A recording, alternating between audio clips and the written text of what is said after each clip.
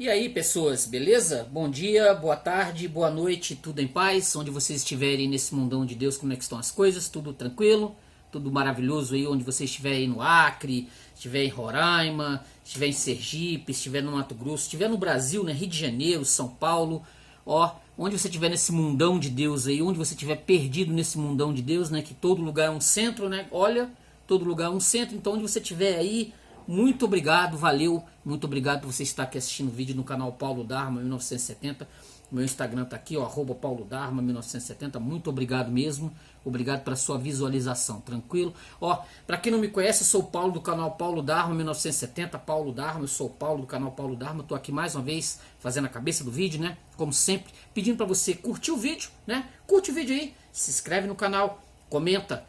Todo comentário aqui é muito bem-vindo, sempre bem-vindo, beleza? Então você curte o vídeo, se inscreva no canal. Se você quiser também ajudar o canal, 988-290-767-91. Muito obrigado mesmo. Vou agradecer aqui a Deus, né, como eu sempre faço, porque agradecendo a Deus pelas vitórias, pelas derrotas também, né, porque a gente perde, a gente ganha, mas Deus está sempre no é a nossa força, né, o nosso poderio, beleza? Então eu tô aqui agradecendo a Deus, porque sem Deus nós não podemos fazer rigorosamente nada. Então curta o vídeo, se inscreva no canal, comente aí e a gente volta já já depois de passar os reclames do Plim Plim, beleza? Valeu? Então a gente volta já já, valeu!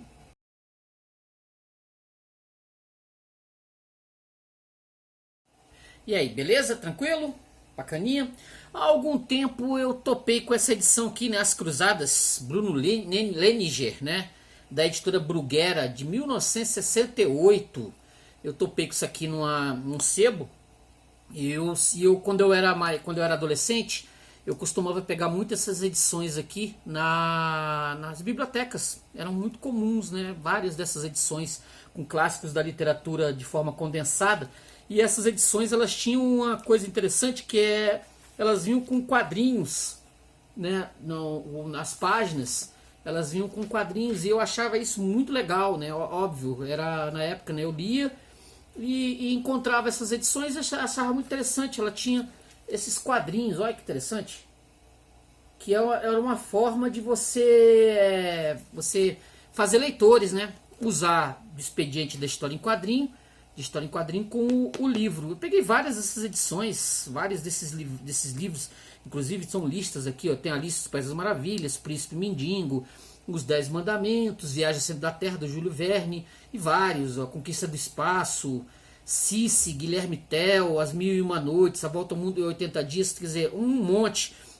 Eu achei essa edição e pensei, caramba, as cruzadas, né?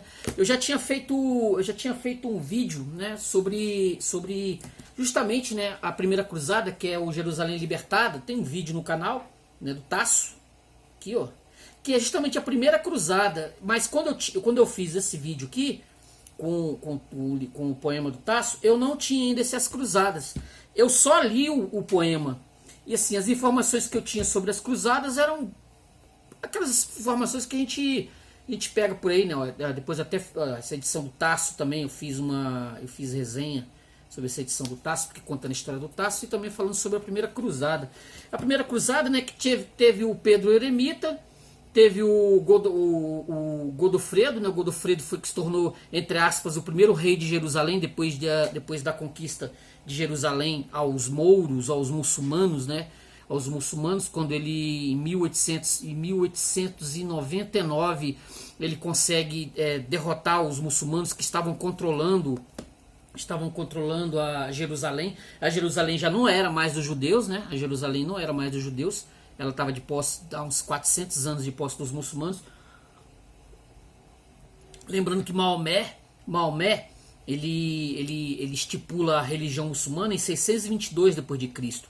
Então, logo em seguida Jerusalém é conquistada e Jerusalém fica ali sendo um entreposto de italianos, das pessoas que queriam ir na terra onde Jesus morreu, aquela coisa toda.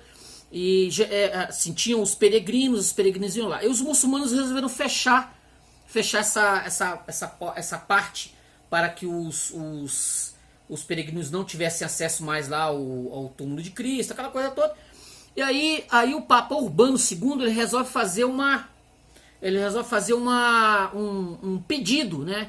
Um pedido em várias cidades, ele passa a fazer vários pedidos que as pessoas tinham que ir lá, os guerreiros, os capazes, né? Tinham que ir a Jerusalém para libertar a cidade dos muçulmanos. E ele vai a várias cidades, o Papa vai a várias cidades e faz esse pedido. E logo isso vira um frenesi enlouquecedor, que as pessoas de todos os lados, né, os pobres, os miseráveis, os mendigos, as mulheres, as crianças, elas saem em romaria, rumo a Jerusalém. Óbvio que se você está na França, né, você da França para Jerusalém é um pedaço, para dizer o mínimo. Então aquelas hordas imensas de pessoas que vão atravessar, vão passar por Constantinopla, vai morrer um monte. Por quê? Porque são pessoas desarmadas indo de encontro a muçulmanos. Olha que beleza. Os islâmicos, os islâmicos vão passar essas pessoas na espada, sem nenhuma chance. Então essa edição que eu tenho aqui, ela vai contar a história, ela vai contar todas as cruzadas, né? Se eu não estou enganado, ela vai contar uma por uma das cruzadas. Ela vai dizer sobre cada uma delas, assim, de forma bem romanceada. Tem, assim, para quem quiser, né? Tem essa edição aqui, que é uma edição da LPM, ó, que eu li, que é muito boa. É uma versão bem resumidinha. Tem outros livros, né? Sobre as cruzadas. Tem outros livros que você pode, se você for uma pessoa com interesse de saber como girou isso, né? Como foi que essa guerra, né? Essa guerra santa, ela sucedeu, ela aconteceu, como foi que isso se deu, entendeu? E o porquê que nós até hoje vivemos sobre algo que aconteceu há exatos 1000 anos atrás, né?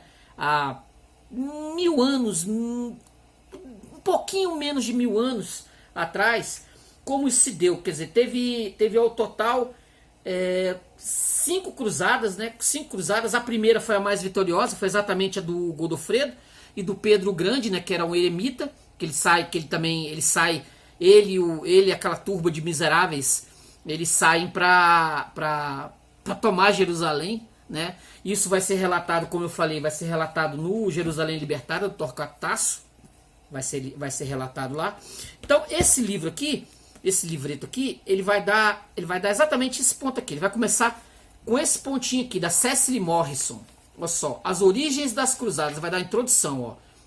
O termo cruzada é raro e recente. Não aparece no latim medieval antes da metade do século XIII, e seu correspondente árabe Urubi Assalibiyah, a Guerra pela Cruz, data somente de 1850. De fato, aos olhos dos orientais, as cruzadas permaneceram durante muito tempo como simples guerras iguais a tantas outras iniciadas pelos francos. Só para lembrar, os muçulmanos eles não trabalham com essa ideia de guerra, a guerra santa dos cruzados. Eles chamam da guerra contra os francos, porque praticamente tudo que você vai ver das cruzadas, elas tiveram com força e determinação dos franceses. Então essas cruzadas do Ocidente com o muçulmano, como eu falei, que se origina no final do século X para o século XI, ela vai ser de muita propensão feita pelos franceses, na maioria das vezes. Quer dizer, então essa visão esse é um palpite meu, que os muçulmanos têm hoje, né, de estar invadindo de forma silenciosa a França e a Europa, né, por tabela. Eles tomam a França, né, e vai tomando a Europa por tabela, sem fazer guerra santa mais, né, sem explodir bomba, agora no silêncio, vai tomando. Talvez seja uma versão de retaliação. Isso é um achismo meu, tá, gente? Isso é um achismo meu de retaliação pelos que os franceses fizeram nesses 200 e tantos anos que foram as cruzadas, beleza? Então deixa eu continuar aqui, ó. Já estes, que eram antes de tudo peregrinos, se consideravam como soldados de Cristo, marcados pelo sinal da cruz, crucensignati em italiano, sendo a partir desta última expressão que se formou por volta da metade do século XIII o termo cruzada, também do italiano cruciata. Ó, se vocês tiverem curiosidade, tem um filme muito bom chamado Cruzada, que é sobre a Segunda Cruzada, se eu não estou enganado, que é entre um rei de Jerusalém, que ele tem lepra, ele é leproso, e o Saladino, tá bom? Nas redes, você vai encontrar nas redes sociais, você vai encontrar também nos streams. Ele é de 2005, filme muito bom, Cruzada, beleza? É sobre a Segunda Cruzada, Saladino, se eu não estou enganado é o Balduino, mas isso eu tenho que verificar. Mas o filme é muito bom, vale muito a pena. Ele é bem honesto, para dizer assim, né? Os textos medievais em geral designam essas expedições como a Viagem de Jerusalém ou Caminho do Santo Sepulcro. E já no começo do século XIII, quando o movimento se tornou mais regular, sob o nome de passagem, que podia ser a pequena passagem, a grande passagem ou a passagem geral. Subjacente a todas essas expressões se encontra a ideia da peregrinação. Joinville fala sobre a peregrinação da cruz, ainda no século XIV, quando o Ocidente renuncia de fato, se não de direito, à reconquista de Jerusalém. As cruzadas são referidas pelo nome de viagem a ultramar. Entendemos aqui por cruzadas, seguindo a orientação de H.E. Meyer e J. Richard, uma peregrinação de cunho militar decidida por um papa que concede a seus participantes privilégios temporais e espirituais e lhes determina o objetivo de libertar o sepulcro de Cristo em Jerusalém. Basicamente, essa foi a ideia inicial das cruzadas. É libertar o sepulcro de Cristo das mãos dos muçulmanos, tranquilo? Então essa ediçãozinha aqui, ela vai dar assim, eu não sei se ela é fácil de ser encontrada em sebo. Você pode encontrá-la se você tiver interesse de ler, né, de ter uma versão e poder passar para o seu filho, né, que é uma versão bem romanceada, bem básica sobre essas cruzadas dos francos, né, dos franceses com os nossos queridíssimos muçulmanos. Tem aqui eu tenho aqui como é que eu iria dizer, uma ajuda, né, uma ajuda bem interessante, né, do Will Durant, História da Civilização, esse catatal aqui, volume 10, ó, esse catatalzinho aqui, de 17 volumes, esse volume 10 aqui, dá uma geralzinha sobre as origens, o começo das cruzadas. Ele vai falar bastante sobre todas as cruzadas. A primeira cruzada eu tô vendo aqui, deixa eu ver aqui, vai falar sobre a segunda, vai falar sobre o Saladino, vai dar todo um geral sobre o Saladino, vai falar sobre a terceira, de 1189 a 1192. Praticamente todas as cruzadas que vieram depois da primeira, elas todas terminaram meio num fracasso, assim. Ricardo Coração de Leão, ó, a quarta cruzada, 1202 a 1204, tudo isso aqui vai estar aqui nesse volumezinho resumido, tá? Ó, a quarta cruzada, 1202 a 1204. Deixa eu ver o que vai dar aqui. Vai estar o colapso das cruzadas, 1212 a 1291. Vai ter, assim, porque você falar sobre assim, historicamente, quantas cruzadas foram, porque teve muitas que nem saíram nem saíram da Europa direito, mal saíram. Então, chutando o balde, umas 5 cruzadas. Tá, até em 1096, 1097, por volta de 1291. Então foi assim, 200 anos, cento e poucos, 200 anos, uma coisa mais ou menos assim.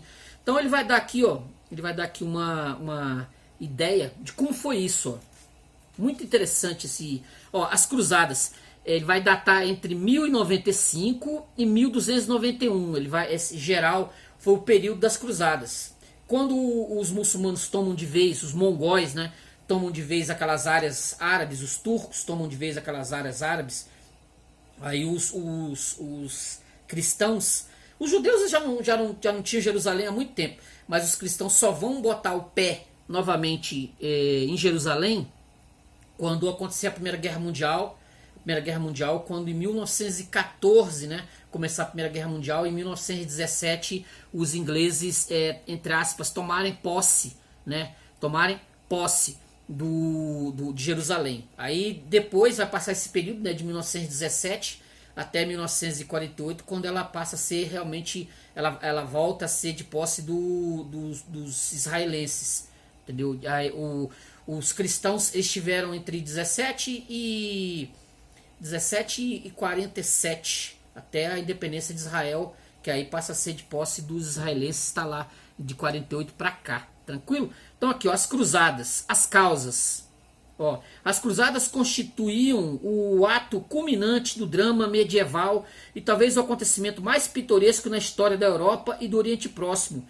Agora, finalmente, depois de séculos de disputa, as duas grandes religiões, cristianismo e maometismo, ele chama de maometismo, recorriam ao arbítrio final do homem, a suprema corte da guerra. Todo o desenvolvimento medieval, toda a expansão do comércio e da cristandade, todo o fervor da crença religiosa, todo o poder do feudalismo e a magia da cavalaria chegaram a um clímax numa guerra de 200 anos pela alma do homem e lucros comerciais. A primeira causa próxima das cruzadas, do espanhol cruzado, né, marcado com a cruz, foi o avanço dos turcos seljúcidas. O mundo se havia ajustado ao controle muçulmano do Oriente Médio. Os fatimitas do Egito tinham governado com brandura na Palestina, e excluindo-se algumas exceções, as seitas cristãs dali gozavam de ampla liberdade de culto. Al-Hakim, o califa louco do Cairo, destruíra a igreja do Santo Sepulcro em 1010. Vocês vão vendo que vai, né? Por que vai acontecer em 1095 justamente o Urbano II, né? Mas os próprios maometanos haviam contribuído substancialmente para a sua restauração. Em 1047, o viajante muçulmano Nazir e Khosrow descreveu-a como o edifício mais espaçoso, capaz de conter 8.000 pessoas e construída com a máxima habilidade.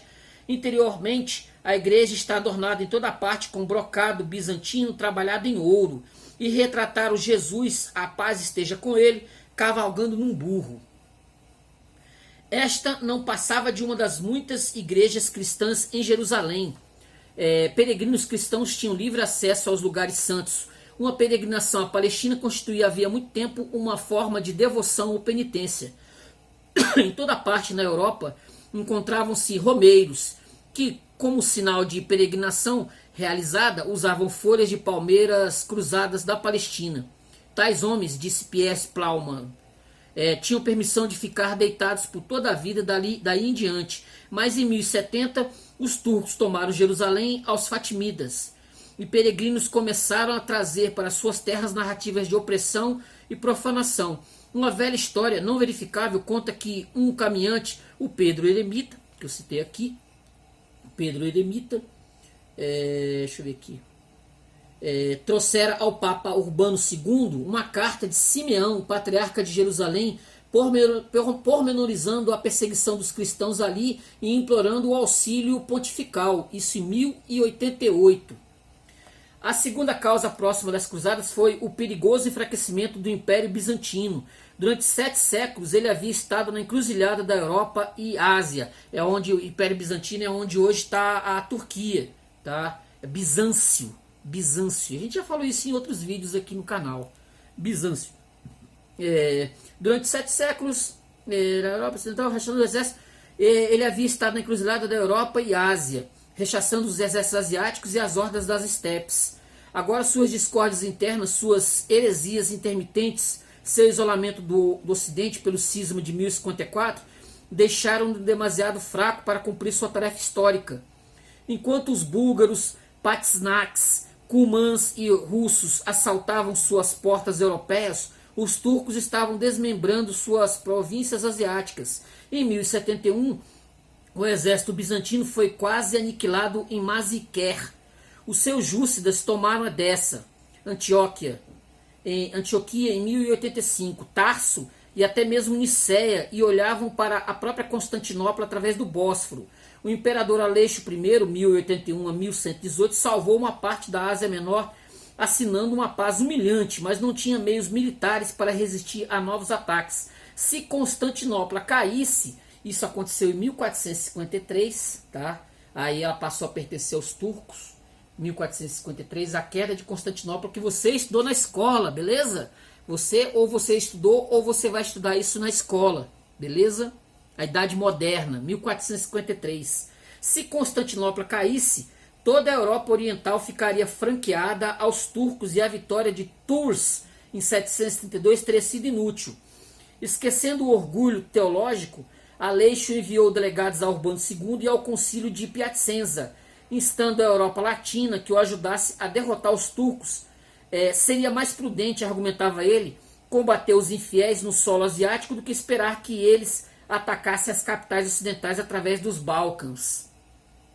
A terceira causa próxima das cruzadas foi a ambição das cidades italianas. Aí ele vai falar, né, que as cidades italianas já estavam fazendo comércio, então elas queriam muito aqueles lados lá. Ele tinha interesse, né?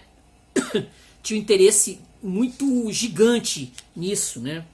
De março a outubro de 1095, o Urbano V percorreu a Itália do norte e a França do sul, sondando chefes e assegurando apoio.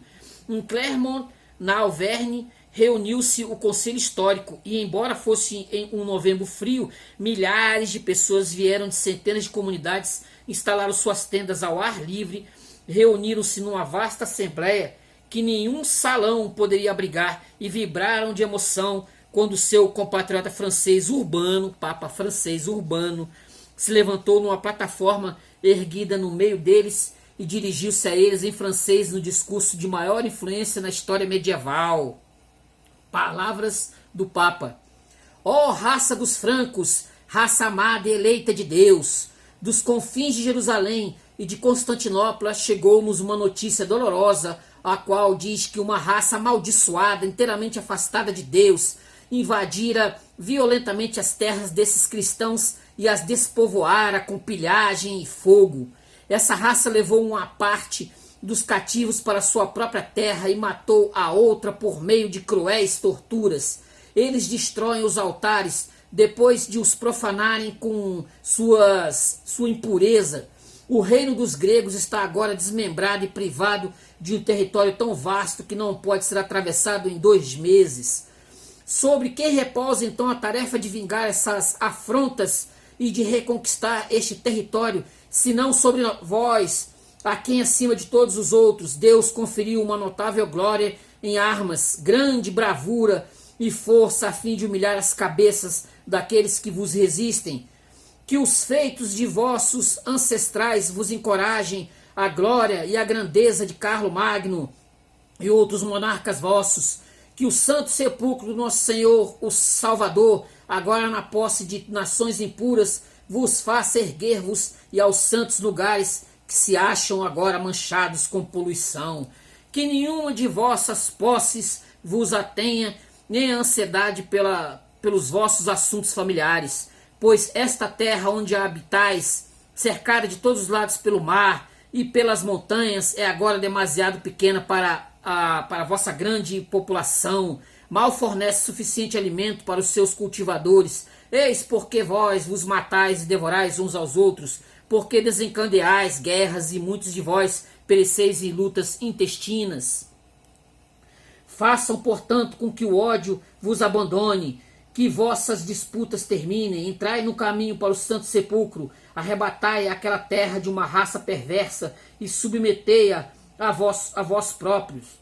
Jerusalém é uma terra mais frutuosa do que todas as outras, um paraíso de delícias, aquela cidade real situada no centro da terra.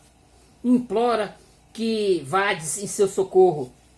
Empreendei essa viagem seriamente para a remissão de vossos pecados e estejais cercados da recompensa da glória imperecível no reino de Deus. Essas aqui são palavras do Urbano II em 1095. No meio do povo ergueu-se uma exclamação: Dieu-li volt! Deus o quer! Isso virou um lema, né? Isso virou um lema dos cruzados. Virou um lema: Deus o quer! Urbano aceitou-a e conclamou a Assembleia a tomá-la como seu grito de guerra. e aconselhou aqueles que empreendiam a cruzada a usarem uma cruz na testa ou no peito. Uma cruz na testa ou no peito. Cadê? E aconselhou que empreendiam. Imediatamente, diz Guilherme de Malmesbury, alguns nobres, lançando-se aos pés do Papa, ofereceram-se e as suas propriedades ao serviço de Deus. Milhares de pessoas do povo comum se comprometeram do mesmo modo. Monges e eremitas abandonaram seus retiros e se tornaram soldados de Cristo, não no sentido metafísico. O enérgico Papa passou a outras cidades, Tours, Bordeaux, Toulouse, Montpellier, Nimes, e durante 9 meses pregou a cruzada. Quando retornou a Roma, após 2 anos de ausência, foi entusiasticamente aclamado pela cidade menos religiosa da cristandade. Assumiu sem nenhuma oposição séria a autoridade de livrar os cruzados de obrigações que prejudicavam a cruzada. Libertou o servo e o vassalo durante a guerra da lealdade ao seu senhor. Conferiu a todos os cruzados o privilégio de serem julgados por cortes eclesiásticas ao invés de feudais e garantiu-lhes, durante a sua ausência, a proteção episcopal às suas propriedades.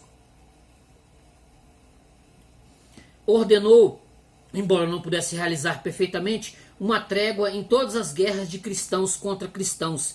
Estabeleceu um novo princípio de obediência acima do código da lealdade feudal. Agora, mais do que nunca, a Europa estava una. O Urbano tornou-se um senhor aceito, ao menos em teoria, pelos reis europeus.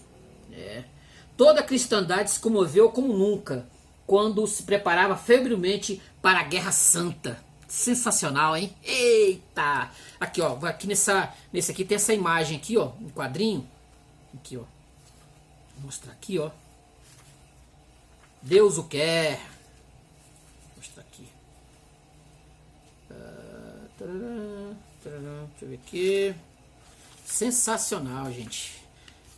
Eu não vou dizer que nós teríamos que voltar a fazer isso, né? Aqui, ó, desde muito tempo que a Terra Santa recebia caravanas de peregrinos vindo de todas as partes do mundo. Em geral, os visitantes eram tolerados pelos árabes. Os habitantes do país o acolhiam cordialmente. Nos tempos de Carlo Magno, os cristãos vindos do Ocidente encontraram hospitais e hospedarias na Palestina. São os hospitaleiros, ao quadrinho. Vendo? Muito bom. Aí ele também vai dar uma geral aqui também. Deixa eu ver se eu encontro aqui a parte do Papa. Deixa eu ver. Deus o quer. Olha lá aqui, ó. Esse aqui, ó. Exatamente esse aqui, ó. Vendo? Exatamente esse aqui. Aqui no quadrinho, né? A matança que eu li aqui, né? A matança de cristãos impõe o dever de se unirem e libertar a santa cidade. Olha lá. Levante-se contra os inimigos de Cristo. Deus quer que prendamos essa missão. Deus o quer, Deus o quer. Aqui, ó. Aqui, ó. Exatamente o que eu li aí, ó. Vendo? Aí os cristãos aqui, ó. Vendo? Aí ele vai falar aqui da primeira cruzada. Ó, 1095 a 1099, que foi o tempo que se levou para justamente o Godofredo, né? Godofredo tomar Jerusalém e libertar Jerusalém. Jerusalém libertada. Ó, instigações extraordinárias trouxeram multidões à cruzada. Um indulto geral, perdoando todos os castigos devido ao pecado, foi oferecido àqueles que tombassem na guerra.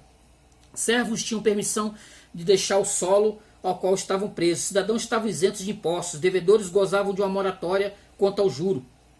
Prisioneiros eram postos em liberdade e sentenças de morte comutadas por uma ousada extensão da autoridade papal ao serviço vitalício na Palestina. Milhares de vagabundos aderiram à jornada sagrada, homens cansados de pobreza e sem esperança, aventureiros dispostos a um feito corajoso, filhos mais novos esperançosos de conquistar feudos para eles próprios no Oriente, mercadores que procuravam novos mercados para suas mercadorias, cavaleiros cujos servos alistados nas cruzadas o haviam deixado sem trabalho, espíritos tímidos fugindo ao escárnio de covardia, juntaram-se a almas sinceramente religiosas para libertar a terra do nascimento e morte de Cristo.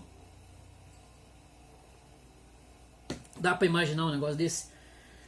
A propaganda do tipo habitual em guerras ressaltou a impotência dos cristãos na Palestina, as atrocidades dos muçulmanos, as blasfêmias da crença maometana. Os muçulmanos foram descritos como adoradores de uma estátua de Maomé. Mentira, né? Eles não adoram jamais, né? Em uma anedota piedosa, contava como o profeta, vítima de um ataque epilético, fora devorado vivo pelos porcos. Faziam-se narrativas fabulosas da riqueza oriental e de belezas morenas que esperavam ser arrebatadas por homens corajosos. Aí eu vou dar um pulo aqui, que ele vai falar exatamente do primeiro cruzado, né, o líder, que acabou se tornando um rei não coroado, né? Ele acabou, o Godofredo, ele acabou se tornando um rei não coroado.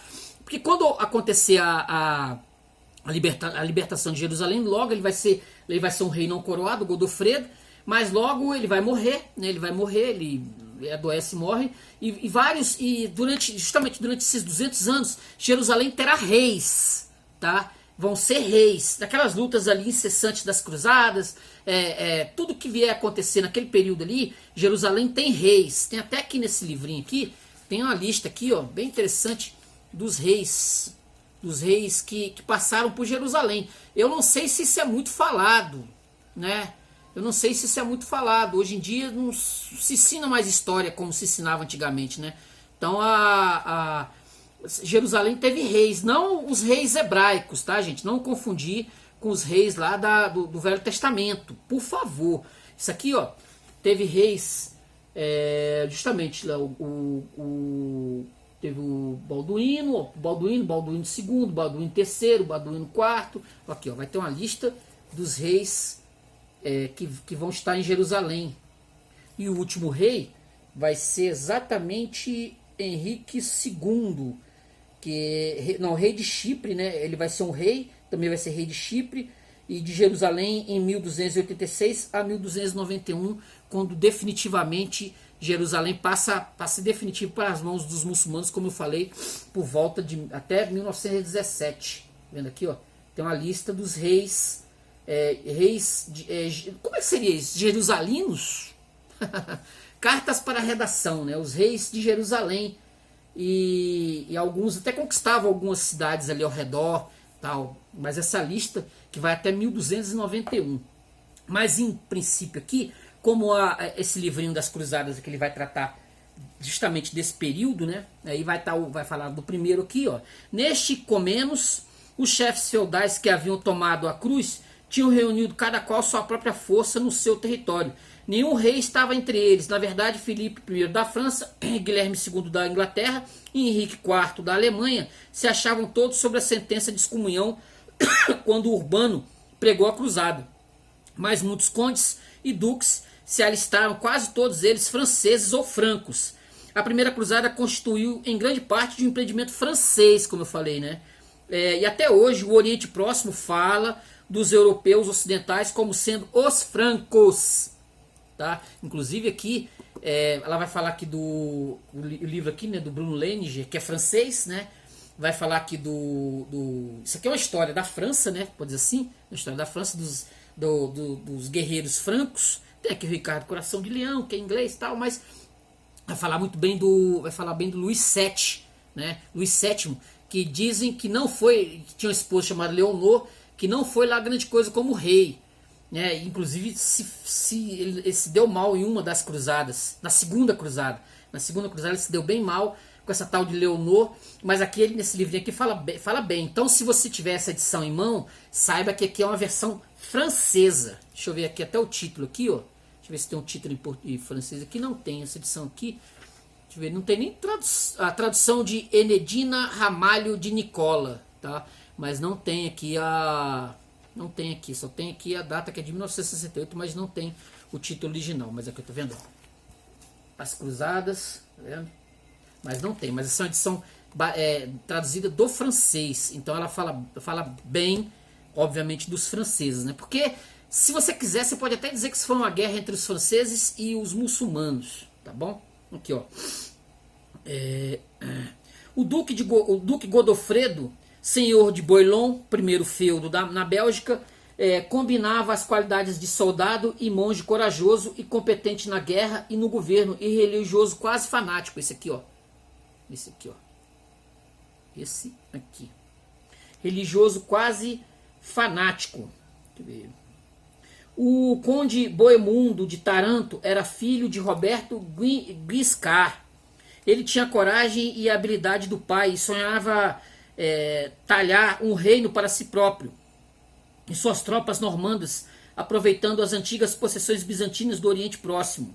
Com ele se achava seu sobrinho Tancredo, de Hauteville, destinado a ser o herói da Jerusalém libertada de Tasso, belo, destemido, galante, generoso, amante da glória e da riqueza e universalmente admirado como ideal do cavaleiro cristão. Raimundo, conde de Toulouse, já havia lutado contra o Islã na Espanha. Agora, na velhice, dedicava-se pessoalmente e com toda sua vasta fortuna à guerra maior, mas um gênio arrogante manchou a sua nobreza e a avareza estragou a sua piedade. Por diversas rotas, estas hostes seguiram para Constantinopla. Boemundo propôs a Godofredo que ocupasse a cidade. Godofredo recusou, declarando-se que tinha vindo unicamente para combater os infiéis. Aí ele vai falar aqui de como foi, né? Como se deu, né? Como se deu Jerusalém libertada, como aconteceu, como as nuances, né, históricas desse combate, né? Ele vai contar como eles chegaram, como eles conseguiram tomar, né, cercar Jerusalém, que como eu falo, nós vamos ter essa versão aqui da Jerusalém libertada muito no poema, né? Vão ter os cristãos, vai ter todo aquele universo místico, né, que obviamente na história não tem. Aqui, ó. Aí, ó, a guarnição fatimida de 1000 homens resistiu durante 40 dias. A 15 de julho, Godofredo e Tancredo conduziram seus adeptos sob as muralhas e os cruzados conheceram o êxtase do alto propósito realizado, depois de heróico sofrimento. Então, relata a testemunho ocular eclesiástica Raimundo de Agiles. Coisas admiráveis se verificaram. Numerosos sarracenos foram decapitados, outros atravessados com flechas ou forçados a saltarem das torres. Outros ainda torturados durante vários dias e depois queimados nas chamas. Nas ruas viam-se pilhas de cabeças e mãos e pés. Andava-se em toda parte por entre cadáveres de homens e cavalos. Outros contemporâneos acrescentaram mais pormenores. Mulheres mortas, apunhaladas, crianças de colo arrancadas pelas pernas do seio das mães e atiradas sobre as muralhas, ou quebravam-se-lhes o pescoço, lançando-as contra postes, e 70.000 muçulmanos que permaneceram na cidade foram dizimados. Os judeus sobreviventes reunidos numa sinagoga foram queimados vivos. Os vitoriosos se juntaram na igreja do Santo Sepulcro, cuja grota, acreditavam eles, havia uma vez guardado o Cristo crucificado. Ali, abraçando-se uns aos outros, choraram de alegria e alívio e agradeceram a Deus as mercês pela sua vitória. Aí vai falar sobre o reino latino, como se tornou esse reino latino, né, em Jerusalém, como eu falei, que foram ter muitos eles. Ele vai falar aqui de Saladino, né, bem de Saladino pra caramba. Saladino enfrentando Ricardo Coração de Leão, dois guerreiros, né, dois guerreiros na maior acepção da palavra, né, o Ricardo Coração de Leão tá aqui, ó, tá aqui, e o Saladino tá aqui, ó, não, Balduíno tá aqui, ó, o Ricardo Coração de Leão aqui, ó, esse aqui, ó, vendo? Rei inglês, muito bom, gente, é algo interessantíssimo de você entender, você saber os pormenores do porquê, né, porque a história ela tem consequências, né, o que se faz lá atrás, ela reverbera em consequências que vão dar nos nossos dias. Vão dar em situações aqui onde nós estamos. Assim, os muçulmanos, né? Os muçulmanos eles têm essa conta, né? Que foi essa conta desses absurdos, né? Em nome de Jesus, em nome de Deus. Né, feito pelas cruzadas lá atrás. Mas o Ocidente, como sabemos, o Ocidente ele está bem decadente. Nós hoje nós não nos preocupamos com a guerra, nós nos preocupamos com pronomes neutros. Né? Nós nos preocupamos com pronomes neutros. Nós nos preocupamos sobre a parada gay.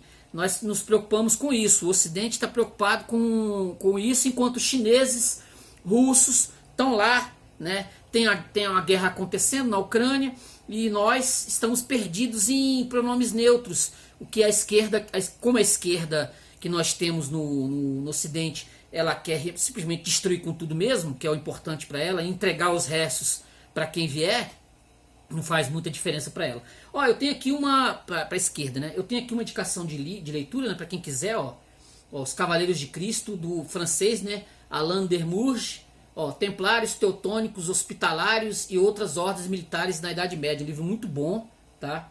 Um livro muito bom, que ele vai falar exatamente sobre os Cavaleiros Templários, né? Vai contar a história dos Cavaleiros Templários, como em 1313 os Cavaleiros Templários foram destruídos, né, também pelos franceses, né? Vai falar sobre os Hospitalários em Rhodes, vai contar sobre todas as ordens militares, né? Os militares, vai falar sobre por que militar, né? Por que o nome militar? Aquele que está a cavalo, soldado, né? Militar. Ele vai falar, vai contar a história disso, vai como isso se formou, né? Os homens que eram montados a cavalo, os militares aqui, ó. Esse aqui, ó, com a cruz aqui, ó. Vendo, ó? Exatamente aqui, ó. O cavalinho já tá meio detonado, mas ó, tá vendo? Ó. Com a cruz de Cristo ali, ó. Cruz de Malta ali, ó. Cavaleiros de Malta. Beleza? Então, aqui, deixa eu ver que bonitinho, hein? Ó. Tem um monte desses cavalinhos. Cavalinhos medievais. Entendeu? Então, esse foi um resumo, né? Um resumo para quem interessar comprar, né? Se quiser pedir aí pela internet, ó. Os Cruzados, uma edição que eu considero a edição rara. Eu dei sorte de encontrar. Foi sorte, né? Sorte em encontro de capacidade com competência, para dizer, né? Se você procura, você acaba encontrando. Mas se você pedir isso aqui pela internet, com certeza você acha. E esse livro também, são cruzamento desses dois livros aqui, ó. Tá vendo? Interessante também, que você pode encontrar também nas redes sociais também, se quiser. E um pouquinho do Will Durant com sua História da Civilização, falando das cruzadas. Tranquilo? Então, ó, curta o vídeo, se inscreva no canal, comente. Se você curte esse tema, se você gosta desse tema, é um tema bem interessante. Tem filme, tá? Tem bastante filme. Acho que nos anos 50 também teve bastante filme sobre. Vale a pena a gente dar uma olhada para poder ter um discernimento sobre o nosso mundo, sobre o que está girando ao nosso redor, beleza? Então, as Cruzadas, Bruno Leniger e a Cecily Morrison, Cruzadas, esse livrinho aqui, ó. E os outros, né, que eu citei aqui, o nosso queridíssimo Tasso com sua Jerusalém Libertada, beleza? Então curta o vídeo, se inscreva no canal, comente aí. Se você gosta do tema, dá uma comentada. Se você conhece sobre o tema, fale. Se eu falei alguma bobagem aqui, me corrija, beleza? Então estamos aqui, beleza? Valeu, gente, até a próxima. Tchau, tchau, tchau.